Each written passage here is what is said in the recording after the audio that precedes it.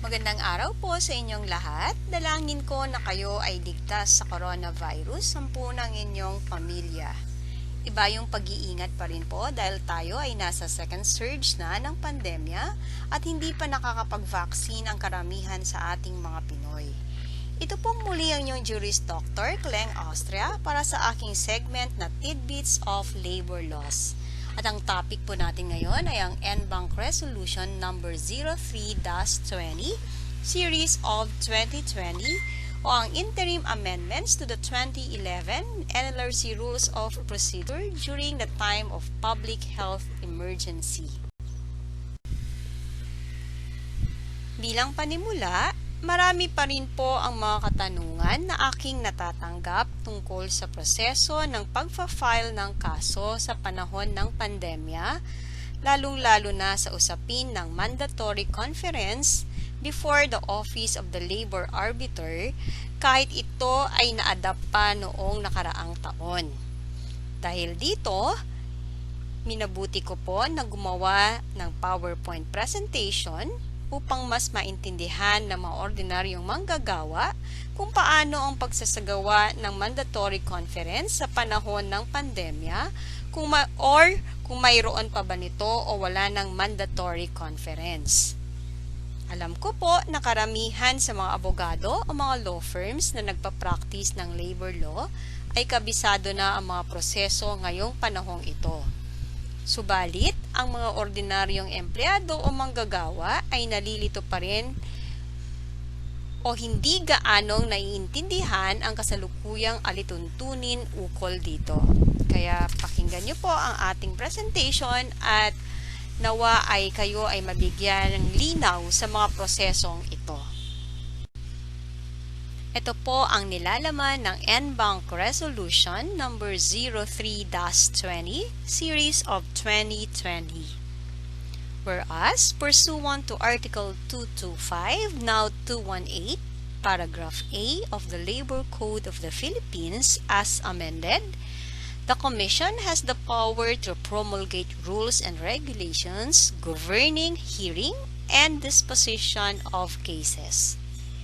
Whereas, President Rodrigo Roa Duterte issued Administrative Order number 30 on 21 April 2020, directing all government agencies to immediately formulate and issue guidelines on the conduct of proceedings during the time of public health emergency, including but not limited to the interruption of reglementary periods for the commencement of actions and claims, and the filing of pleadings, appearances, motions, notices, and all other papers. Wherefore, resolved, as it is hereby resolved, that to ensure that the Commission, its personnel and stakeholders are protected from the harmful effects of the COVID-19 virus, the following interim amendments to the 2011 NLRC Rules of Procedure as amended are hereby enacted. First, the conduct of the mandatory conciliation and mediation conference is hereby suspended unless the labor arbiter, in his or her discretion, sets the case for mandatory conciliation and mediation conference. Ang mandatory conference ay suspended lamang. Ang labor arbiter ay binibigyan ng discretion upang itakda ang kaso para sa mandatory conciliation and mediation conference. At hindi po nakasaad dito na hindi na magkakaroon ng mandatory conference ang isang kaso o hindi na ito dadaan sa proseso ng mandatory conciliation-mediation conference. The conference shall be done as feasible through video conferencing or other electronic means that will not require face-to-face interaction. At upang maprotektahan ang mga kawani ng gobyerno, ganun din ang mga taong dumudulog sa tanggapan ng NLRC wala po munang face-to-face interaction. Bagkus, ang conference ay isasagawa sa pamamagitan ng video conferencing at iba pang electronic means tulad na lamang ng Zoom meeting o kaya ay video call through Google Meet, Facebook Messenger, Skype at iba pang available electronic means. If any of the parties has no access to technology for electronic hearings, the Commission may provide a hearing room and laptop or tablet for their use subject to availability of funds. At kapag wala pong access sa technology para sa electronic hearings, ang Commission ay may inilaang hearing room at mga laptop o tablet na maaari pong gamitin para sa mandatory conciliation and mediation conference at ito po ay available na sa ngayon. Notwithstanding the preceding paragraphs, the labor arbiter shall exert all efforts towards the amicable settlement of the case. Moving on to number 2, the simultaneous filing of position papers under Section 12, Paragraph A of Rule 5 of the 2011 NLRC Rules of Procedure as amended is likewise suspended. So ngayong panahon po ng pandemya ay hindi po kinakailangan na sabay mag-file ng position papers ang bawat parties dahil nga po ito ay suspended. Okay? Now, within 2 days from the receipt of the complaint or amended complaint, the labor arbiter shall issue the summons upon the respondent. So, hihimayin po natin ito para mas marinaw po sa lahat. Within 2 days mula po nung matanggap ng labor arbiter ang complaint o ang amended complaint, ay tsaka lamang po siya mag-i-issue ng summons upon the respondents. Okay? Within 5 days from the receipt of the return of the summons, the labor arbiter shall issue an order directing both parties to submit their respective position papers within 15 calendar days from receipt thereof through registered mail or authorized private courier.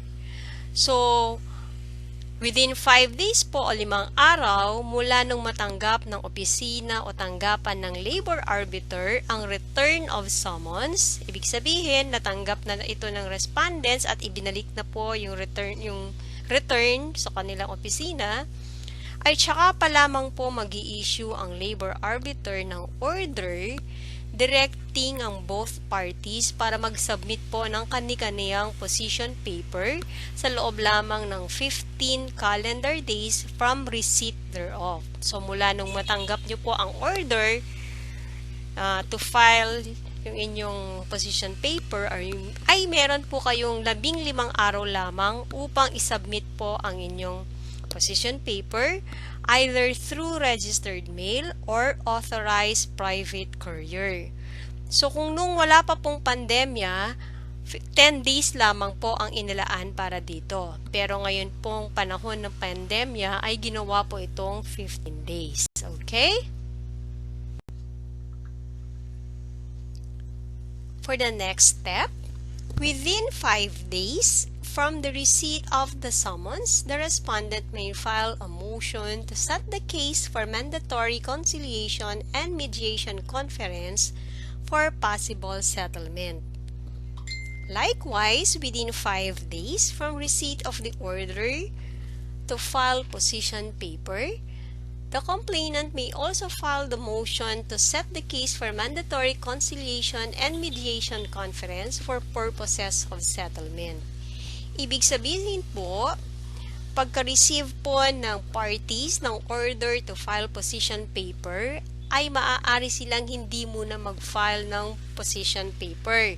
Pagkus ay maaari silang mag-file ng motion to set the case for mandatory conciliation and mediation para i-explore po nila ang posibilidad ng pag-aayos. Okay? So, said motion should set forth therein the terms and conditions of the settlement proposal, including the amount offered.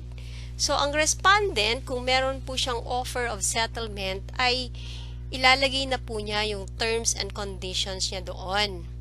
Ibig sabihin, magbibigay po siya ng kanyang proposal at ilalagay niya po doon kung magkano yung i-offer niya sa complainant.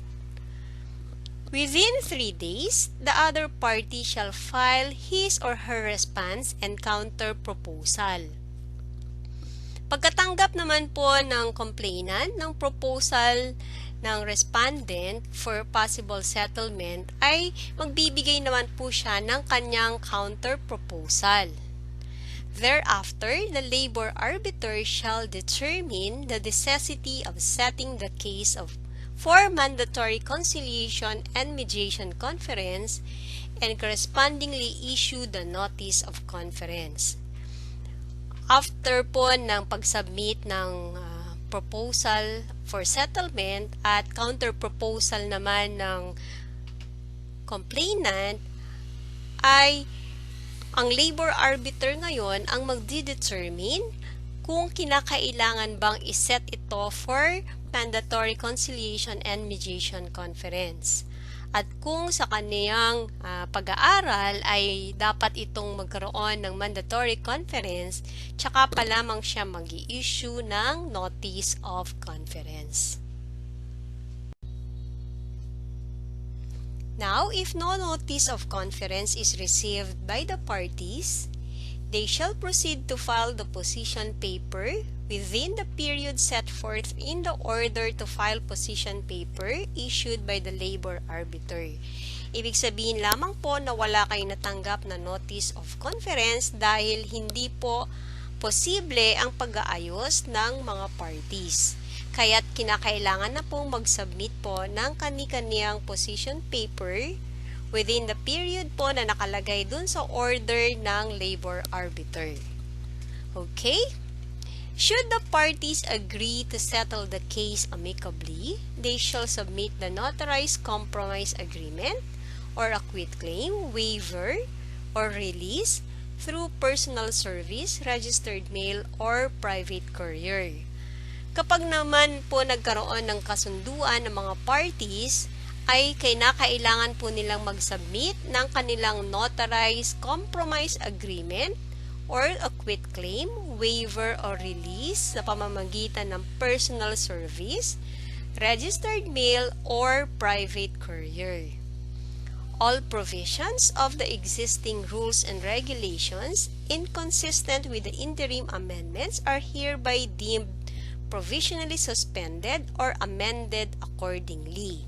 So, ibig sabihin po, lahat po ng existing rules and regulations na inconsistent dito sa interim amendment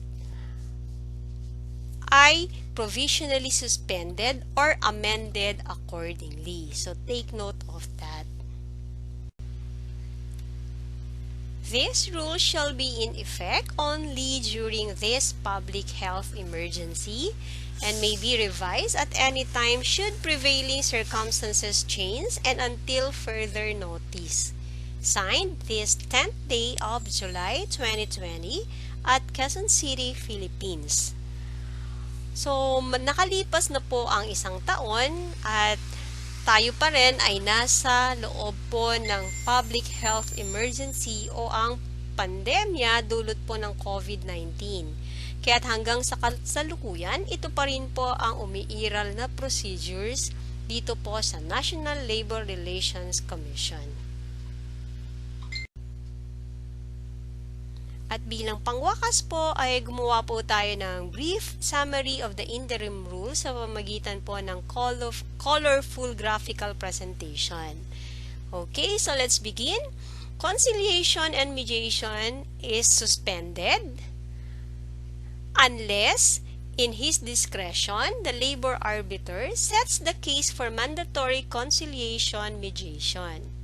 Yan po ay na-explain na po natin kanina. So, tandaan nyo lang po itong slide na ito. If mandatory conciliation-mediation is allowed, the same shall be done through, and the first picture is video conferencing or other electronic means. Ibig sabihin, pwedeng tumawag. Dahil nga po, bawal po ang third picture, ang face-to-face interaction. If any of the parties has no access to technology for electronic hearings, the Commission may provide first ang hearing room, meron na po yan, at ganoon din po ang laptop o kaya iPad para po magamit ng mga parties. Available na po ito sa tanggapan po ng National Labor Relations Commission. Okay, moving on sa iba pa nating graphical illustration. So, first, itong orange slide, simultaneous filing of position paper is likewise suspended. In-explain na po natin yan. Dito sa green, within 2 days from the receipt of the complaint, the labor arbiter shall issue summons to the respondent. At itong blue naman, within 5 days from receipt of the return of summons, mag-i-issue na po ng order directing both parties na mag-submit po ng position paper within 15 calendar days sa pamamagitan po ng registered mail or authorized private courier. Okay, sa slide na ito ay minarapat po natin na lagyan po ng underlining ang mga important terms. So, dito po tayo sa blue. Within 5 days from the receipt of the summons, the respondent may file a motion to set the case for mandatory conciliation-mediation conference for possible settlement. Okay? Sa red naman tayo. Likewise, within 5 days from receipt of the order to file position paper, the complainant may also file the same motion for purposes of possible settlement. And dito sa light blue, ito naman po yung contents ng motion, and it should contain or set forth the terms and conditions of the settlement proposal, including the amount being offered. At bilang panghuli sa ating graphical presentation ng brief summary of the interim rules, dito po tayo sa pink. So, within 3 days, the other party shall file his or her response and her counter proposal. Thereafter, the labor arbiter shall determine the necessity of setting the case for mandatory conciliation and mediation conference and correspondingly issue the notice of conference. Alright, dito naman tayo sa maroon. Kapag walang notice of conference received by the parties, they now proceed to file the position paper within the period set forth in the order issued by the labor arbiter. At bilang panghuli, kapag naman meron ng agreement ang parties, they shall submit the notarized compromise agreement or a quitclaim, waiver, release, or release through personal service, registered mail, or private courier. At bilang panghuli sa ating graphical presentation ng brief summary of the interim rules, dito po tayo sa pink.